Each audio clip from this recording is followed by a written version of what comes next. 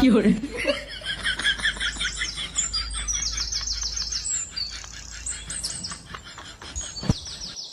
নে বড়া, এই নে মিষ্টি খা, মিষ্টি খা।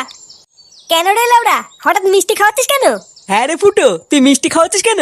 কোনো ভালো খবর আছে নাকি? হ্যাঁ রে বড়া, একটা ভালো খবর আছে। ভালো খবর? কি হয়েছে রে ফুটো?